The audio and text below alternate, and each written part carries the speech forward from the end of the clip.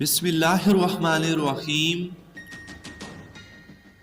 یہ واقعہ ہے 27 دسمبر 1963 کا، جب مقبوضہ کشمیر کی ایک نہایت مشہور و معروف درگاہ حضرت بال سے حضور نبی کریم صلی اللہ علیہ وسلم سے منسوب موئے مبارک کو چوری کر لیا گیا، جس کے بعد مقبوضہ وادی میں احتجاج کا ایک نہ ختم ہونے والا سلسلہ شروع ہو گیا۔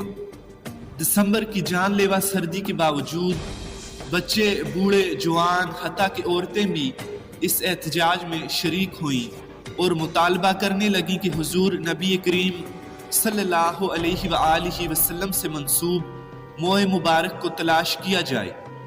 اس احتجاج کے پیش نظر ہر طرف کوہرام مچ گیا اور موئے مبارک کو ہر طرف تلاش کیا جانے لگا۔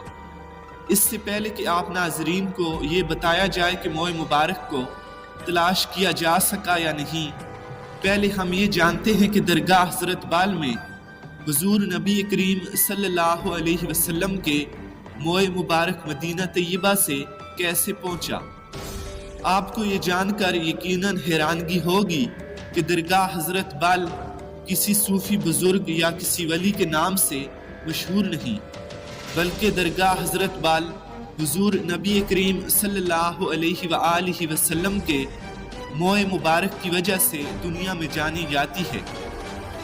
دکن کے ایک صاحب جن کا نام حضرت عبداللہ تھا، مدینہ طیبہ میں متولی کا کام کیا کرتے تھے۔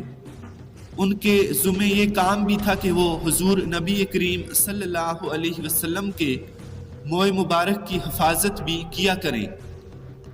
سید عبداللہ مدینہ طیبہ سے موئے مبارک کو لے کر دکن آ گئے۔ پھر جب سید عبداللہ کا انتقال ہو گیا تو ان کے بیٹے سید حامد حضور نبی کریم صلی اللہ علیہ وسلم کے موئے مبارک کی حفاظت کرنے لگے۔ پھر جب اورنگزیب عالمگیر نے دکن کو فتح کیا تو بہت سے دوسرے لوگوں کی طرح سید حامد بھی مشکلات کا شکار ہوئے، اور انہوں نے یہ فیصلہ کیا کہ وہ حضور نبی کریم صلی اللہ علیہ وسلم کے موئے مبارک کو ہدیہ کر دیں گے۔ تو سن 1700 میں دکن میں موجود ایک کشمیری تاجر خواجہ نور الدین نے سید حامد سے حضور نبی کریم صلی اللہ علیہ وسلم کے موئے مبارک 1 لاکھ کے عوض ہدیہ کے طور پر حاصل کر لیے۔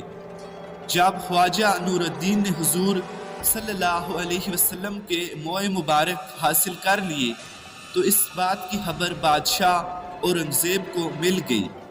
پھر بادشاہ اورنگزیب نے نور الدین کو گرفتار کروا لیا اور موئے مبارک کو خواجہ معین الدین چشتی اجمیری کے مزار پر رکھوا دیا تاکہ لوگ حضور صلی اللہ علیہ وسلم کے موئے مبارک کی زیارت کر سکیں۔ لیکن جلد ہی بادشاہ اورنگزیب کو یہ احساس ہو گیا کہ اس نے خواجہ نور الدین سے زیادتی کی ہے اور شاہی حکم دیا کہ خواجہ نور الدین کو رہا کر دیا جائے۔ لیکن جب بادشاہ کے یہ احکامات جیل حکام تک پہنچے، بدقسمتی سے خواجہ نور الدین انتقال کر چکے تھے۔ بادشاہ اورنگزیب نے حضور صلی اللہ علیہ وسلم سے منسوب موئے مبارک خواجہ نور الدین کی میت کے ساتھ کشمیر بھیج دیے۔ یہاں سے حضور صلی اللہ علیہ وسلم کے موئے مبارک خواجہ نور الدین کی زوجہ محترمہ عشرت بیگم کے پاس آ گئے۔ پھر کشمیر میں ایک جگہ درگاہ تعمیر کروائی گئی جہاں حضرت محمد مصطفیٰ صلی اللہ علیہ وسلم کے موئے مبارک کو رکھا گیا، جسے درگاہ حضرت بال کا نام دیا گیا۔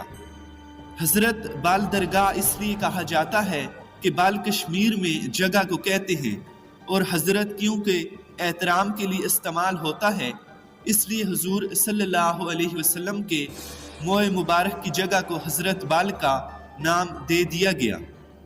پھر 263 برس کے بعد 1963 میں درگاہ حضرت بال سے حضور نبی کریم صلی اللہ علیہ وسلم کے موئے مبارک کو چوری کر لیا گیا۔ عبد الرحیم نامی ایک شخص درگاہ حضرت بال پر اس وقت متولی کا کام سر انجام دے رہے تھے۔ وہ ایک رات جب درگاہ پر پہنچے تو جس مقام پر حضور نبی کریم صلی اللہ علیہ وسلم کے موئے مبارک کو رکھا گیا تھا، وہاں انہوں نے دیکھا کہ تالا ٹوٹا ہوا ہے اور موئے مبارک وہاں موجود نہیں ہے۔ اس وقت درگاہ حضرت بال کے اندر اخروٹ کی لکڑی سے بنے ہوئے ایک صندوق میں حضور صلی اللہ علیہ وسلم سے منسوب موئے مبارک کو رکھا گیا تھا۔ جیسے ہی یہ خبر پھیلی کہ موئے مبارک کو چوری کر لیا گیا ہے تو کشمیر کے تمام تر مسلمان سڑکوں پر نکل آئے۔ آزادی کی جنگ لڑتے لڑتے مایوس کشمیری قوم جو اب آزادی کی جنگ سے پیچھے ہٹ چکے تھے، موئے مبارک کی چوری سے پھر مایوس قوم کو طاقت مل گئی اور کشمیری قوم پھر سڑکوں پر آ گئی۔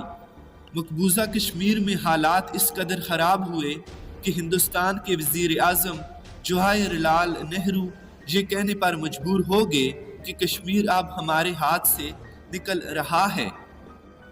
حضور نبی کریم صلی اللہ علیہ وآلہ وسلم کے موئے مبارک کے چوری کے واقعے نے تمام کشمیریوں کو ایک جان کر دیا اور ہندوستان کی حکومت کو بے بس اور کمزور کر دیا۔